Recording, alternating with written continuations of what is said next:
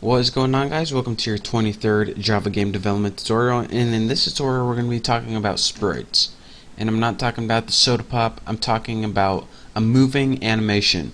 Now, we already made the type of animation where there's pretty much a single image and it just changes image, and depending on how you change it, it gives the appearance of an animation, like a face just standing in one place blinking, or a guy standing there waving his arm.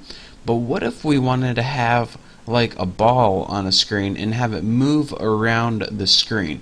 Well, there's two different types of animation. The first one we already learned is called static, an animation that stays in the same place on your screen.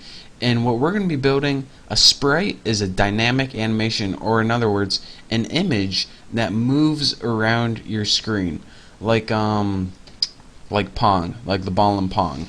So let's go ahead and we'll begin coding it. I made a new class called Sprite, and this is going to be a lot easier than our animation class. We already pretty much got everything built. But first, in our Sprite class, we need a couple things. Instead of just like a single image moving around our screen, what I am going to be building is the animation, the guy with his eyes blinking, and he's going to be not only blinking, but he's going to be blinking and moving around the screen at the same time. So we're going to need to use that animation. So private animation, and we'll just name it A. And what we're going to be doing is saying, alright, we want a sprite to move around on the screen, and then it says, alright, what do you want to use as a sprite? And we're going to say we want to use this guy blinking. So that's where that animation comes in. And we need 4 more variables after this. We need the position of the sprite, which is going to be changing every time it loops, and this is private float x. And you don't want ints, because when you're working with pixels, you don't want it to, sometimes you don't want it to move an entire pixel every time. So what if like only in 10 seconds you wanted it to move 1 pixel? Well, you would have it move 1/10 of a pixel every time, so that's how you do that. So private float x to get the x positioning of the sprite, or wherever it is on the screen.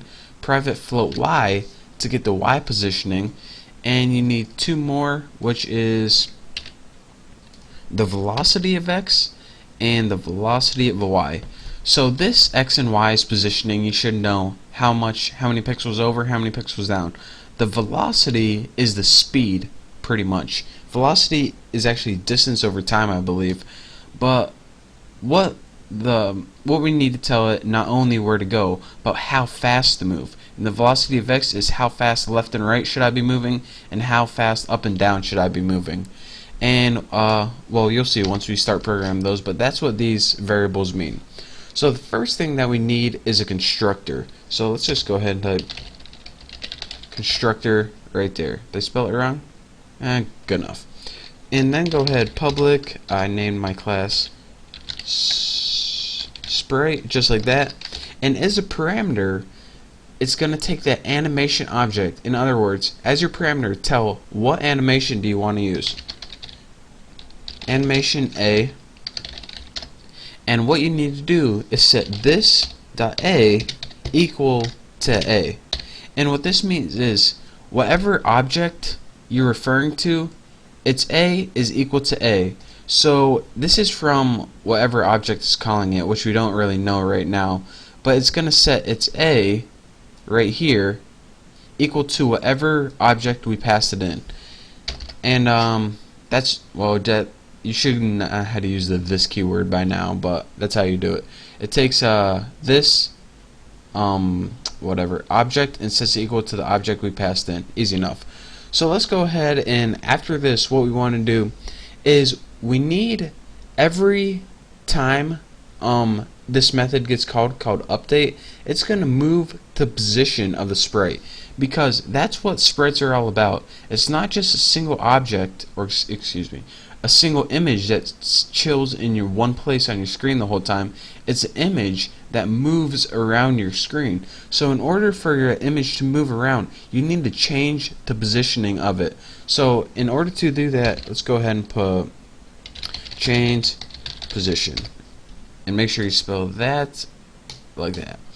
And we'll name this public void update, and it's going to change its position based on the time that has passed. And remember, we already calculated this in another class.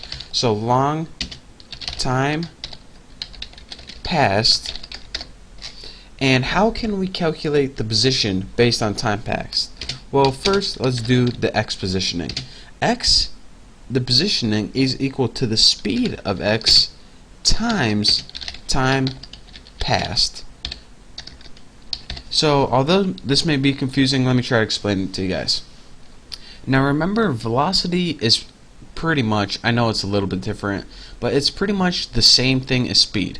So say you wanted your animation to move an inch a second. So this is your speed, 1 inch per second right here.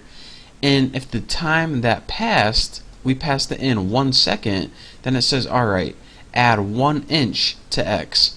So if your velocity was an inch per second and you only passed in half a second, then x would say, alright, I'm only going to increase half an inch. So that's pretty much how that works. So once we figure that brilliant idea out, just copy that and change these to y's. Same thing for y positioning. No, excuse me, that's the velocity of y. There we go. And after we do all that, what else can we do with time passed? We need to a.update time passed, and what this does is take the time passed and calculate where in your animation you should be. So this calculates where on your screen that image should be. Should be in the top left corner, bottom right. That's what this does. In your animation update, when you call this method, remember we built a method in your animation class that says, alright, according to the time, should my guys' eyes be open? Should they be closed? Should I restart my animation? Where in my animation is that? So that's all you get for this tutorial. In the next tutorial, we're going to be building really simple stuff, a bunch of get methods to get the position, set the velocity, stuff like that. But just don't skip over it because it's kind of important. But we are well on our way to animating sprites. So thank you guys for watching. Don't forget to subscribe, and I'll see you next tutorial.